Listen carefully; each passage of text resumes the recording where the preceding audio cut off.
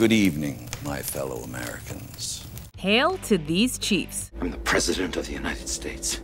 Don't think that means I don't shoot you. Welcome to WatchMojo.com, and today we're counting down our picks for the top 10 movie presidents. Sick time is done. Let's call the... Whoa! False alarm. I'm fine. Everything's fine. For this list, we've decided to stick with memorable but fictional American presidents from movies and not TV. Sorry, no love for David Palmer or Jeb Bartlett here. So now, let us begin. Number 10, President Jackson Evans, the Contender. This dude plays one hell of a president. A guy who'd shoot baskets or share his sandwich, but who won't go down without a fight. That's a shark steak sandwich. Shark steak. You want half? No, thank you. Are you a vegan? Determined to see the first female vice president, Evans crusades against misogyny, partisanship, and underhanded politicians to make this dream a reality.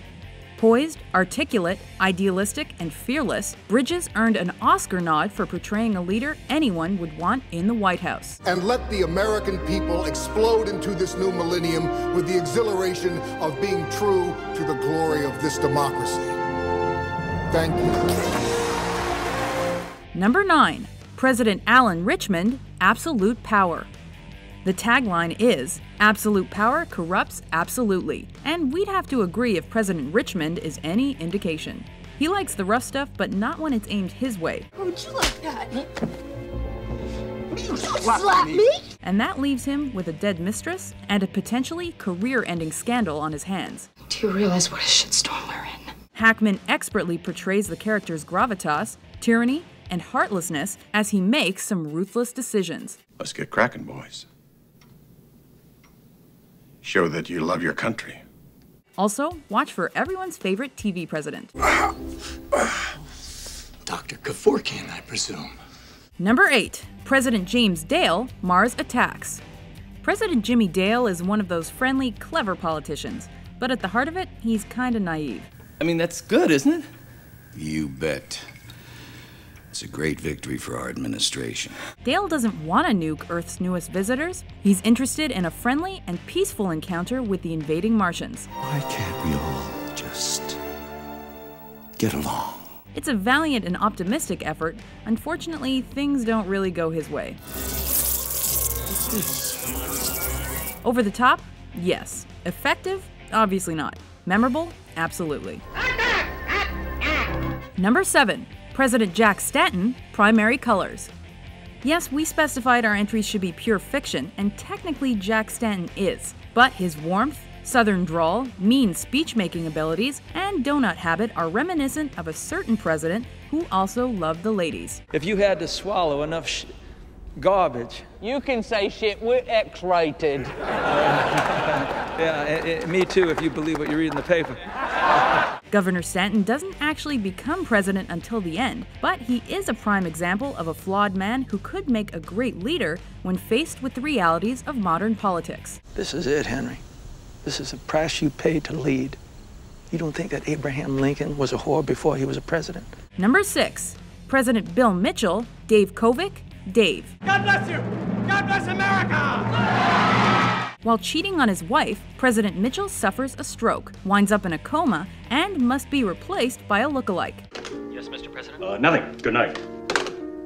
The president's compassionate doppelganger Dave wins the memorable President Prize hands down because he fights for change and against evil Washington string pullers, with a little romantic comedy on the side. You know, if you want to be the same old selfish bastard, go ahead, I've gotten used to that. In fact, Dave may be the most honest and most effective movie president we've ever seen. You don't really know how much you can do until you stand up and decide to try. Number 5. President Merkin Muffley, Dr. Strangelove. Leave it to a neurotic guy like this to cause the end of life as we know it. He went and did a silly thing. Nestled in his war room, this unfortunately named commander-in-chief demonstrates weakness in the face of the bomb, doomsday machines, and rogue soldiers. I'll tell you what he did. He ordered his planes to attack your country. Well, let me finish, Dmitri. He tries hard, but there are no marks for effort when nukes are involved. Satire or not, Muffley is a worst-case scenario leader for a worst-case scenario. I am as sorry as you are, Dimitri. Don't say that you're more sorry than I am, because I'm capable of being just as sorry as you are. So we're both sorry, all right? Number 4. President Andrew Shepard, the American president. A widowed president as the romantic lead. Go figure. I won't let you down, sir. Sydney, this is just dinner. We're not going to be doing espionage or anything. Running the free world leaves little time for dating, but President Shepard manages, even if everyday activities are tough to pull off at 1600 Pennsylvania Avenue. I don't even know what we call her. Is she the first mistress? Oh, man. My father heard that. Well, he's just going to have to turn a deaf ear. As Commander-in-Chief, he's willing to make unpopular choices and reminds us of the presidency's potential for greatness. Anyone can respect a man who stands up for what he believes in, whether it's gun control or his lady. You want a character to debate, Bob? You better stick with me, because Sidney Ellen Wade is way out of your league. Number 3. President Thomas J. Whitmore, Independence Day. A historic and unprecedented event has occurred. The question of whether or not we're alone in the universe has been answered.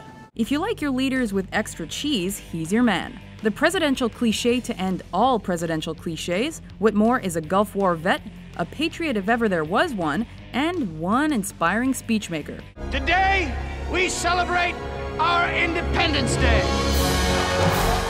It's not often you see the president physically leading his troops into battle, especially against aliens, but Whitmore puts his money where his mouth is while convincing people to take back their planet. Gentlemen, let's plow the road!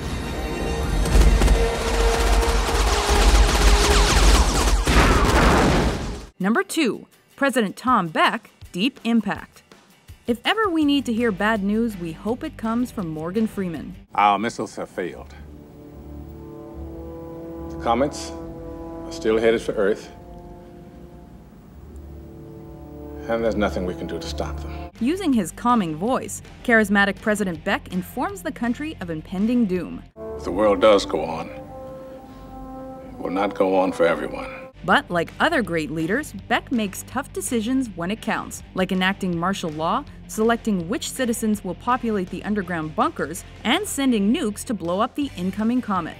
He then leads the country through one epic restoration. Cities fall, but they are rebuilt. And heroes die, but they are remembered.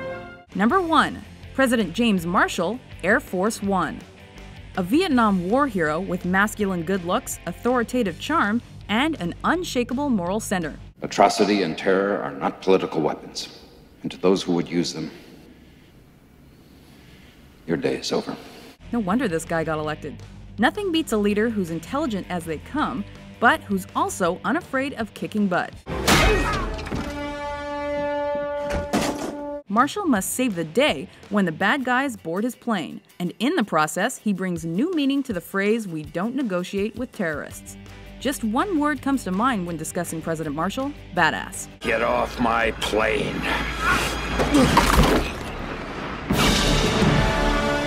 Do you agree with our list? Shut up! Shut up! Who is your favorite movie president? For more great top 10s, be sure to subscribe to WatchMojo.com. Holy Mother of God. Did you see that?